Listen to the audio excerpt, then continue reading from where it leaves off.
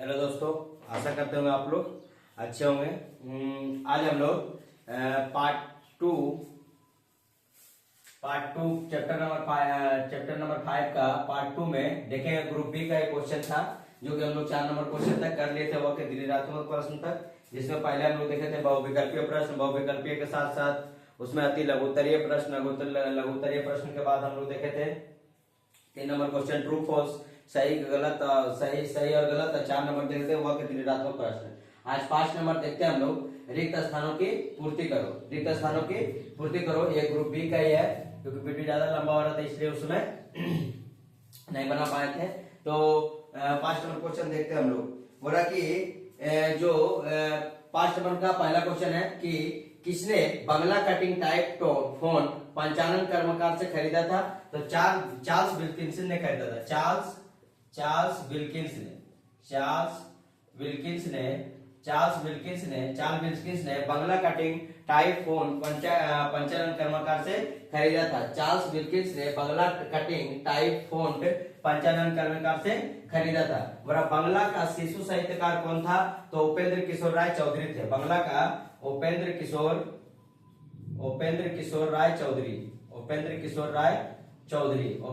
राय चौधरी था, जिसने बालक और छेलेदर रामायण लिखा था, जिसमें छेलेदर रामायण क्या कहता है योगेंद्र नाथ सरकार के द्वारा टाइपिस्ट से प्रकाशित किया गया था। ठीक है, तो उपेंद्र किशोर राय चौधरी। तीसरा बोल रहा है कि उपेंद्र राय किशोर चौधरी ने किसके लिए काफी परीक्षण और निरीक्षण किया था?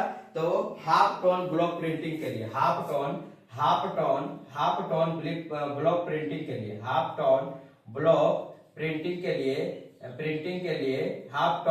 ब्लॉक प्रिंटिंग के लिए उपेंद्र किशोर राय चौधरी ने हाफ टोन ब्लॉक प्रिंटिंग के लिए काफी परीक्षण और निरीक्षण किया था। वह देश का पहला होम्योपैथी मेडिकल कॉलेज कलकत्ता में सन कितने ईस्वी में स्थापित किया गया था? देश का पहला होम्योपैथी मेडिकल कॉलेज कलकत्ता में सन 1880 ईस्वी में स्थापित किया गया था। 1880 ईस्वी में स्थापित किया गया था। 1880 ईस्वी में और देश का पहला होम्योपैथी मेडिकल कॉलेज कलकत्ता में सन 1880 ईस्वी में स्थापित किया गया था। और कितने ईस्वी में रविन्द्रनाथ टैगोर को साहित्य का नोबेल पुरस्कार मिला है? तो 1913 ईस्वी में रविन्द्रनाथ टैगोर को साहित्य का नोबेल पुरस्कार मिला था। 1913 ईस्वी में रविन्द्रनाथ टैगोर को साहित्य का नोबेल पुरस्कार मिला था। अब इसके आगे हम लोग 6 नंबर देखते हैं, जिसमें स्तंभों को मिलाना होता है।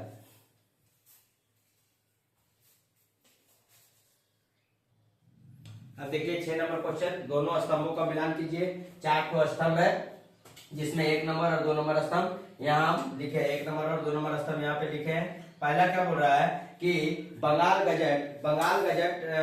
गजट है, श्री रामपुर प्रेस मिशन है, कलकत्ता गजट है, ओरिएंटल मैगजीन ऑफ कलकत्ता है। ठीक है, ओरिएंटल मैगजीन ऑफ कलकत्ता है। और इधर है 1784, 1780 या 1785। तो बंगाल गजट को कब किया गया था? तो 1780 में। बंगाल गजट को कब किया गया? तो 1780 में किया गया था बंगाल गजट को। श्री राम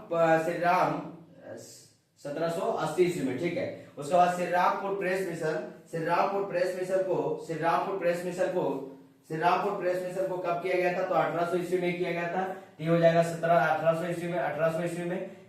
एक का मतलब एक का हो जाएगा 3 नंबर आपका 1780, 2 का हो जाएगा 2 नंबर हो जाएगा बी का।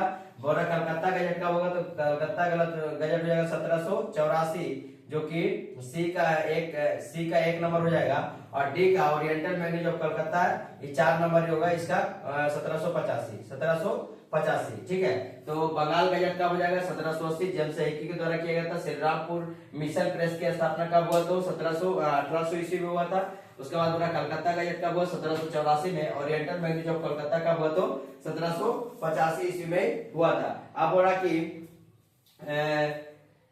समाचार पत्र है, योगेंद्र नाथ सरकार है, उपेंद्र किशोर राय चौधरी है, राजा राम मोहन है, मार्शमैन है। ठीक है, तो योगेंद्र नाथ सरकार द्वारा क्या प्रकाशित किया गया था वापिष्ठ पुस्तक से? तो छेलेदर रामायण। तो 1 का हो जाएगा 2 नंबर छेलेदर रामायण उपेंद्र किशोर राय चौधरी द्वारा लिखा गया था। तो बालक लिखा गया था, तो 2 का हो जाएगा 3 नंबर, बी का 3 नंबर हो जाएगा बालक, बी का 3 नंबर। बालक हो जाएगा। राजा राम मोहन राय द्वारा मिरातल अखबार चलाया गया था, तो 3 का हो जाएगा 4 नंबर। और मार्क्समैन द्वारा 1 हो जाएगा समाचार दर्पण। मार्क्समैन द्वारा क्या हो जाएगा? समाचार दर्पण। फिर से देखते हैं, Bengal Gazette 1780, Shri Rampur mission press हो जाएगा 1800 ईस्वी, कलकत्ता गजट हो जाएगा 1784, ओरिएंटल मैगजीन ऑफ कलकत्ता हो जाएगा 1785। आगे देखते हैं, योगेंद्र सरकार हो जाएगा 2 नंबर, जिसमें आता है छेलेदर रामायण। उपेंद्र किशोर राय चौधरी द्वारा 3 नंबर, जो कि बालक है। राजा राम मोहन राय द्वारा मिरातल अखबार है, और मार्क्समैन द्वारा क्या है? समाचार दर्पण है। इसका आगे 3 नंबर और 4 नंबर आगे देखते हैं।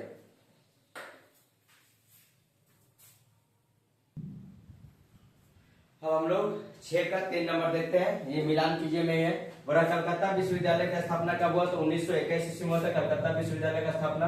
तो एक का हो जाएगा 2 नंबर, 1921 ईस्वी में होता। बंगाल इंजीनियरिंग कॉलेज की स्थापना कब हुआ था? तो 1857 में होता। बंगाल इंजीनियरिंग कॉलेज की स्थापना 1857 में हुआ था। बोला कि कलकत्ता साइंस कॉलेज की स्थापना कब हुआ? तो 1914 ईस्वी में हुआ था, 1914। तो हो जाएगा सी का हो जाएगा 1 नंबर। होम्योपैथी मेडिकल कॉलेज की स्थापना 1880 ईस्वी में हुआ था। फिर जब होता है कलकत्ता विश्वविद्यालय का स्थापना, तो हो जाएगा 2 नंबर 1921। बंगाल इंजीनियरिंग कॉलेज की स्थापना 1857। कलकत्ता साइंस कॉलेज की स्थापना हो जाएगा 1914, और होम्योपैथी मेडिकल कॉलेज की स्थापना हो जाएगा 1880। अब रविंद्रनाथ का जन्म कब हुआ था? तो रविंद्रनाथ का जन्म हुआ था 1861 में। तो एक का हो जाएगा 2 नंबर। शांति निकेतन की स्थापना कब हुआ था? शांति निकेतन की स्थापना हुआ था 1902 ईस्वी में। 1902 ईस्वी में, तो 2 का हो जाएगा 3 नंबर।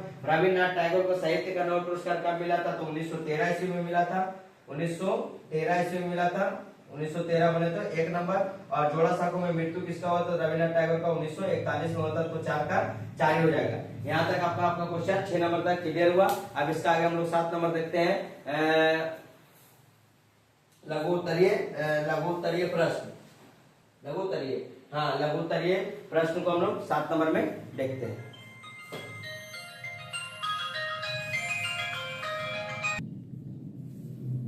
हम लोग ग्रुप सी का जो मार्क्स 2 का आता है 2 नंबर क्वेश्चन, लघु उत्तरीय प्रश्न को देखते हैं। बोला, किस काल को बंगाल का नवजागरण काल कहा जाता है? किस काल को बंगाल का नवजागरण काल कहा जाता है? तो राजा राम मोहन राय के जन्म से लेकर के रविन्द्रनाथ टैगोर के मृत्यु तक के काल को बंगाल का नवजागरण काल कहा जाता है। राजा राम मोहन राय का जन्म 1774 से जन्म हुआ था 1833 ईस्वी तक, ये लास्ट 1833 ईस्वी में इसकी मृत्यु हो गई से आरंभ होकर के रविन्द्रनाथ टैगोर का जन्म 1861 से लेकर के 1941 में इनकी मृत्यु तक के काल को बंगाल का नवजागरण काल कहा जाता है।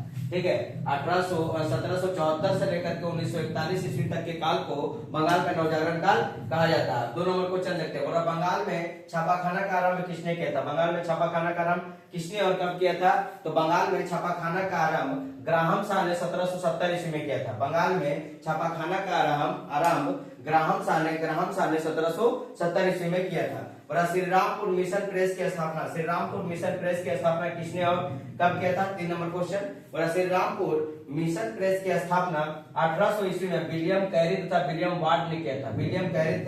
विलियम वार्ड ने किया था। श्रीरामपुर मिशन प्रेस की स्थापना 1800 ईस्वी में विलियम कैरी तथा विलियम वार्ड ने किया था। 4 नंबर क्वेश्चन देखते हैं कि पंचानन कर्मकार के किन किन भाषाओं का वर्णमाला का हरफ बनाया था? तो पंचानन कर्मकार 4 भाषाओं को वर्णमाला का हरफ बनाया था। और मुद्रण कला बंगला हरफ का जनक के नाम से कौन जाना जाता है? तो मुद्रण कला बंगला हरफ के नाम से पंचानन कर्मकार को जाना जाता है। और बंगला हरफ के अलावा इन्होंने अरबी, फारसी, गुरुमुखी, मराठी, तेलुगु और बर्मी आदि 4 भाषाओं में वर्णमाला का हरफ बनाया था। ठीक है, मुद्रण कला बंगला हरफ का जनक किसे कहा जाता है? तो पंचानन कर्मकार को कहा जाता है। बंगला हरफ के अलावा इन्होंने अरबी, फारसी, मराठी, तेलुगु, वर्मी आदि 4 भाषाओं का वर्णमाला का हरफ बनाया था। इसके आगे 5 नंबर क्वेश्चन देखते हैं। देखिए 5 नंबर क्वेश्चन, बोला कब और क्यों बंगाल इंजीनियरिंग कॉलेज की स्थापना हुई थी? कब और क्यों बंगाल इंजीनियरिंग कॉलेज की कब और क्यों बंगाल इंजीनियरिंग कॉलेज की स्थापना हुई थी? तो 1921 ईस्वी में बंगाल इंजीनियरिंग कॉलेज की स्थापना हुई थी। इसका रीजन यह था कि विज्ञान और तकनीकी शिक्षा के प्रारूप के लिए कॉलेज की स्थापना की गई थी। बोला था इंजीनियरिंग कॉलेज की स्थापना इसलिए हुई थी कि विज्ञान और तकनीकी के प्रारूप के लिए इस कॉलेज की स्थापना हुई थी। कब हुई थी बंगाल इंजीनियरिंग कॉलेज की स्थापना? तो 1921 ईस्वी में हुई थी। बोला Indian association for the cultivation of science, Indian association for the cultivation of science की स्थापना क्यों की गई थी? तो देखिए इससे पहले बताते हैं इसका आंसर। और भौतिकी, रसायन, जीव विज्ञान, ऊर्जा, बहुलक तथा पदार्थों के सीमावर्ती क्षेत्रों में मौलिक शोध कार्य करने के लिए जुलाई 1876 ईस्वी में इसको स्थापित किया गया था। Indian association for the cultivation of science की स्थापना इसलिए की गई थी कि भौतिकी, रसायन, जीव विज्ञान, बहुलक पदार्थ के सीमावर्ती क्षेत्रों में मौलिक शोध कार्यों को करने के लिए Indian association for the cultivation of science की स्थापना किया गया था। कब किया गया था? तो 1876 ईस्वी में किया गया था। 7 नंबर क्वेश्चन, राष्ट्रीय शिक्षा परिषद की स्थापना कब हुई और बंगाल में इसका मुख्य उद्देश्य क्या है? इसका मुख्य उद्देश्य क्या था राष्ट्रीय शिक्षा परिषद का? तो राष्ट्रीय शिक्षा परिषद 1906 में राष्ट्रीय शिक्षा परिषद बंगाल की स्थापना हुई थी। राष्ट्रीय शिक्षा परिषद की स्थापना कब हुई थी? तो 1906 ईस्वी में हुई थी। इस परिषद का उद्देश्य राष्ट्र विकास के लिए विज्ञान और तकनीकी को शिक्षा देने का था। ठीक है, जैसे हम लोग इंजीनियरिंग कॉलेज में भी विज्ञान और तकनीकी का शिक्षा का प्रारूप तैयार करने के लिए इसकी स्थापना किया गया था, और राष्ट्रीय शिक्षा परिषद की भी स्थापना राष्ट्र विकास के लिए विज्ञान और तकनीकी शिक्षा देने का था। अब इसका आगे 8 नंबर क्वेश्चन देखते हैं।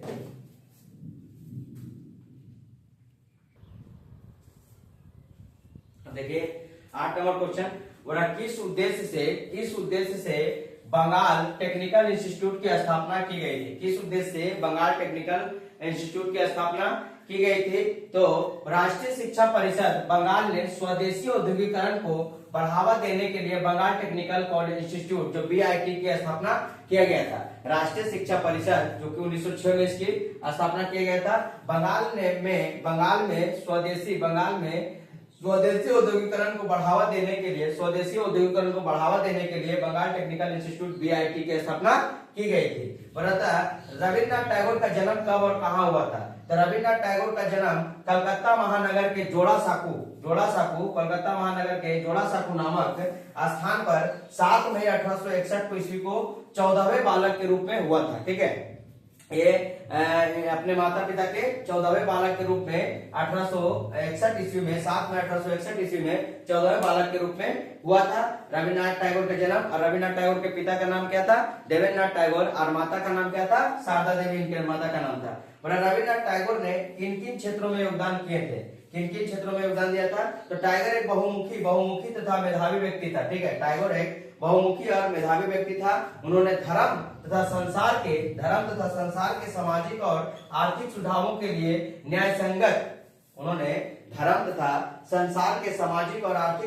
लिए न्यायसंगत राजनीतिक व्यवस्था के लिए बहुत काम किया था। ठीक है, रविन्द्रनाथ टैगोर ने एक बहुमुखी मेधावी व्यक्ति थे। उन्होंने धर्म तथा संसार के सामाजिक और आर्थिक सुधारों के लिए न्यायसंगत राजनीतिक व्यवस्था के लिए बहुत ही काम किया था। और हम लोग का जो राष्ट्रीय गान अभी जना गना मना जो लिखा गया है सभी रविन्द्रनाथ टैगोर ने लिखा था। बांग्लादेश का अमर सोनार बांग्ला भी रविन्द्रनाथ टैगोर के द्वारा ही लिखा गया था। ये साहित्य के बहुत प्रति रुचि रखते थे, जिसके कारण क्या हुआ, इनको नोबेल पुरस्कार भी 1913 में दिया गया।